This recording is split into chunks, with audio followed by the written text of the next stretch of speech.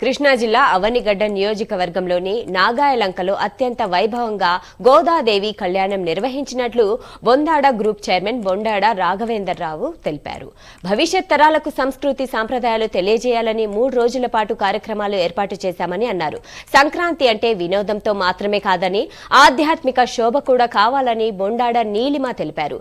ఈ సంక్రాంతికి ప్రతి ఒక్కరూ ఆనందంగా జరుపుకోవాలని అంటున్న బొండాడ రాఘవేంద్రరావు, బొండాడ నీలిమతో మా correspondent Raj Kumar face to face. Avanigadda నియోజకవర్గం నాగాలంక మండలంలో ఆధ్యాత్మిక శోభ కనపడుతుంది. బొండడ కుటుంబ సభ్యులు ఏర్పాటు చేసినటువంటి గోదాదేవి కళ్యాణం చాలా అత్యంత వైభవంగా సాగుతుంది. చుట్టుపక్కల ఉన్నటువంటి గ్రామాల ప్రజలతో పాటు ఇక్కడ ఉన్నటువంటి స్థానికులందరూ కూడా దీంట్లో పాల్గొన్నారు. చాలా ఒక మంచి వాతావరణం ఇక్కడ కనపడుతుంది. ప్రస్తుతం బొండాడ రాఘవేంద్ర ఉన్నారు, ఆయనతో మాట్లాడదాం. ఎలాంటి సంక్రాంతిని నిర్వహించబోతున్నారని సార్ చెప్పండి సార్. ఎట్లాంటి సంక్రాంతి జరుపుకోవాలనుకుంటారు ఏంటి ప్రజలు? ముందుగా ప్రైమ్ 9 యాజమాన్యానికి, వాళ్ళ యొక్క వీక్షకులకి, ప్రేక్షకులకి సంక్రాంతి శుభాకాంక్షలు అండి. భోగి, సంక్రాంతి, కనుమ శుభాకాంక్షలు.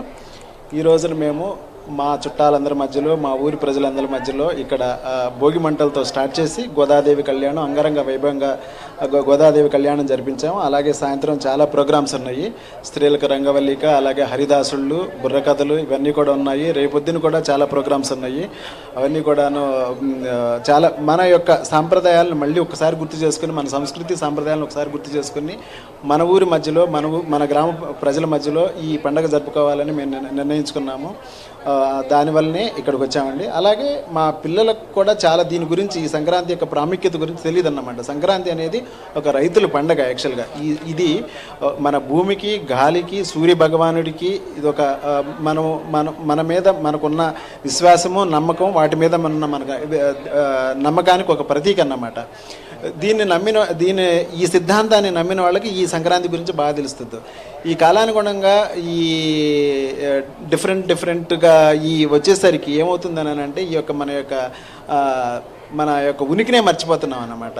ఆ విధంగా కొంచెం ఇదన్నా మళ్ళీ బయటికి తీసుకొచ్చి అసలు సంక్రాంతి ఏంటి, కనుమ అంటే ఏంటి, భోగి అంటే ఏంటి అనేది తెలియజేయాలని ఇది సంకల్పించి ఇక్కడ ఈ సెలబ్రేషన్ చేస్తున్నామండి. మీరు ఇక్కడికి వచ్చి ఈ కవరేజ్ తీసుకున్నందుకు చాలా సంతోషం.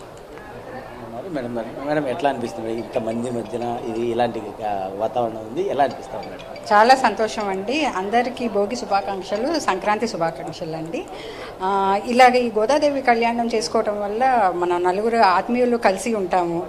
ప్లస్ మన రైతన్నలను సత్కరించుకుంటాము. ఈ పండగకి మన కింద పనిచేసే వాళ్ళని కూడా సత్కరించుకుంటాము.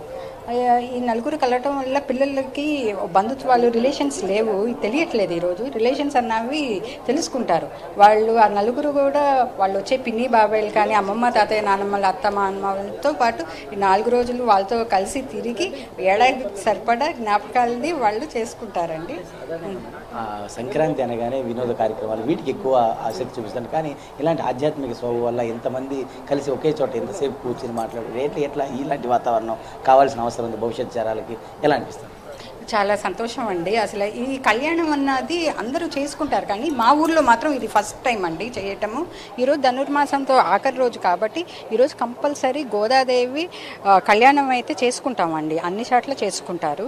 చేసుకోవటం వల్ల మన ఊరు కానీ ఏమైనా కానీ ప్రాముఖ్యత కానీ ఏమైనా కానీ ఉన్న వాళ్ళందరూ కూడా సుఖ సంతోషాలతో ఉంటారన్న ఉద్దేశంతో మేము కూడా ఈ కళ్యాణాన్ని చేసామండి. ఆత్మీయుల కలయికతో చేశాం. మొత్తానికి చాలా పెద్ద ఎత్తున ఈ కళ్యాణం నిర్వహించామని కూడా చెప్తూ ఉన్నారు. ఏదైతే రాబోయే తరాలకు ఇప్పుడు ఉన్నటువంటి సంస్కృతి సాంప్రదాయాలను తీసుకువెళ్ళి భవిష్యత్ తరాలకు దీన్ని అందించాలన్న ఒక లక్ష్యంతోనే ఈ కార్యక్రమాన్ని చేపట్టామని కూడా బొండాడ రాఘవేంద్రరావు దంపతులు చెప్తున్న పరిస్థితి.